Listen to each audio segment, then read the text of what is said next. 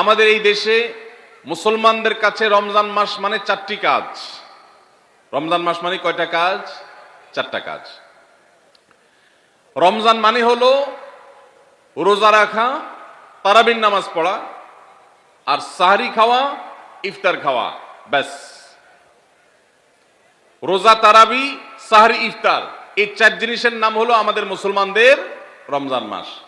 অথচ আমাদের প্রিয় নবী সাল্লাল্লাহু আলাইহি ওয়াসাল্লাম রমজান মাসে এই চার কাজের বাইরে আরো অনেক আমল, অনেক কর্মসূচি, অনেক কার্যতালিকা, অনেক আমলের তালিকা তিনি আমাদেরকে দিয়েছেন, যেটা আমরা মুসলমানরা অনেকেই জানি না।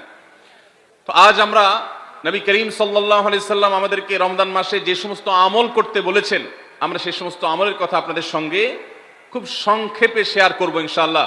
কারণ আমি নবী করিম সাল্লাল্লাহু আলাইহি সাল্লামের হাদিস থেকে এবং কোরআনে কারীম থেকেও 27টি আমলের কথা আপনাদের সঙ্গে শেয়ার করব ইনশাআল্লাহ, যার সবগুলোই রমাদানের জন্য স্পেশাল, তবে অনেকগুলো রমজানের বাইরের সময়ও আমাদের পালনীয় এবং করণীয়।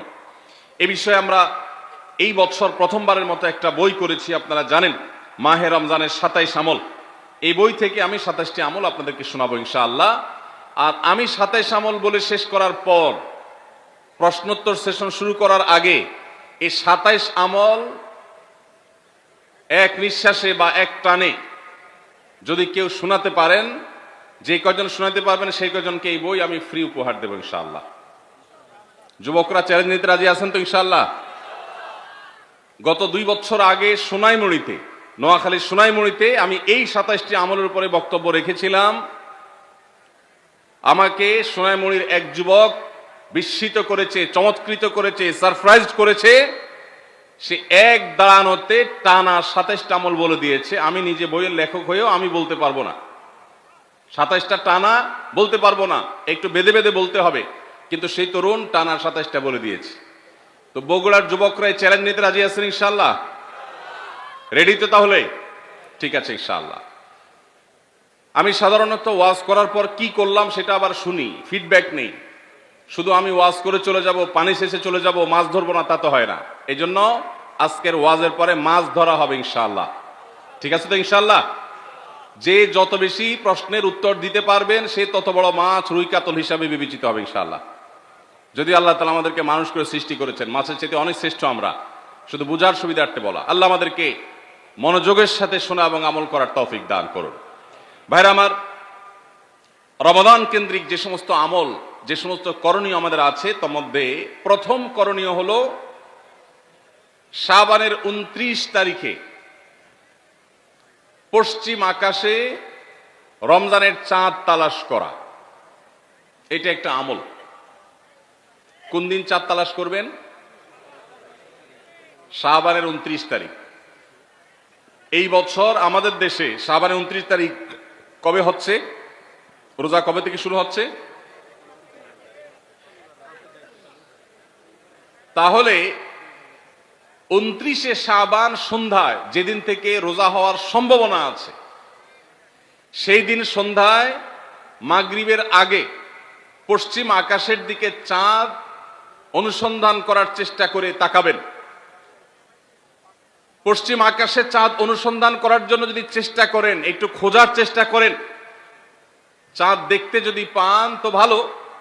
এমনকি যদি চাঁদ দেখতে নাও পান, চাঁদ দেখার চেষ্টা যে করেছেন এর কারণে আপনার আমল নামাতে সওয়াব লেখা হবে, একটা সুন্নত আদায় করার সওয়াব। ভাইরা আমার, আমরা আমাদের ছেলেবেলায়, আমাদের শৈশবে রমজানের আনন্দ আঁচ করতাম পশ্চিম আকাশের চাঁদ দেখে। ঈদের আনন্দের সূচনা এবং শুরুই হতো ঈদের চাঁদ দেখার মধ্য দিয়ে। এমন একটা সময় আমরা এখন এসে পৌঁছেছি, যেই সময়ে সবাই চাঁদ তালাশ করে, কিন্তু সেটা আকাশে না, ফেসবুকে। ঠিক না বে ঠিক? চাঁদ কি ফেসবুকে উঠে না আকাশে উঠে? তাহলে সবাই যদি ফেসবুকে চাঁদ তালাশ করেন, আকাশে চাঁদ দেখবে কে? ও ইসলামী ফাউন্ডেশনের হেলাল কমিটি, চাঁদ দেখা কমিটির কিছু মানুষ, তাদের উপরে নির্ভর করে 18-20 কোটি মানুষ তারা ফেসবুকে তাকায় আছে। এটা খুবই দুর্ভাগ্যজনক একটা বাস্তবতা। নবী করিম সাল্লাল্লাহু আলাইহি সাল্লামের হাদিসটা আমরা লক্ষ্য করি, তিনি বলেছেন সুমু লিরুয়াতিহি ওয়া আফতিরু লিরুয়াতিহি, তোমরা চাঁদ দেখে সিয়াম সাধনা করবে, চাঁদ দেখে রমাদান উদযাপন করবে, চাঁদ দেখে রমাদানের ইবাদত বন্দেগী করবে, আর চাঁদ দেখে তোমরা ঈদ উদযাপন করবে।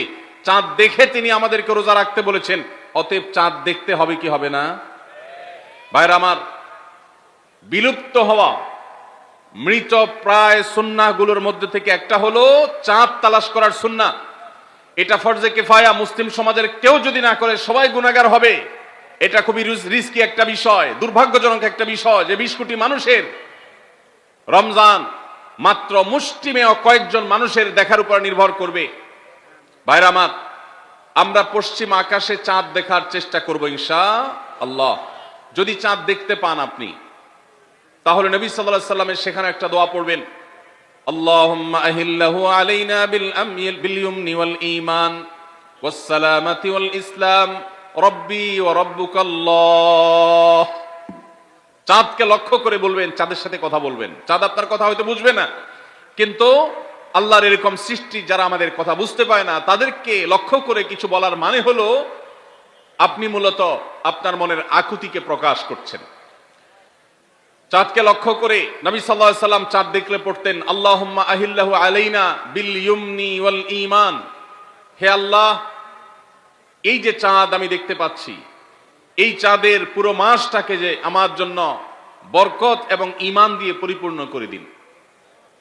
এই চাঁদ পুরো মাস জুড়ে থাকবে, অতএব পুরো মাস জুড়ে এই চন্দ্র মাসে আমি আপনার কাছে আমার জীবনে প্রভূত বরকত, কল্যাণ এবং ঈমান আপনার কাছ থেকে চাই। ওয়াস সালামাতি ওয়াল ইসলাম, এবং আমি নিরাপত্তা চাই। এই চাঁদ, এই চন্দ্র মাস আমার জন্য যেন নিরাপদ হয়, এবং ইসলামের সাথে যেন এই মাস আমি অতিবাহিত করতে পারি, ঈমানের সাথে যেন অটল অবিচল থাকতে পারি। রব্বি ওয়া রাব্বুকাল্লাহ, হে চাঁদ, তোমার সৃষ্টিকর্তা পালনকর্তা আর আমারও পালনকর্তা এক আল্লাহ। ভাইরা আমার, চাঁদ দেখার চেষ্টা করা যাবে তো ইনশাআল্লাহ?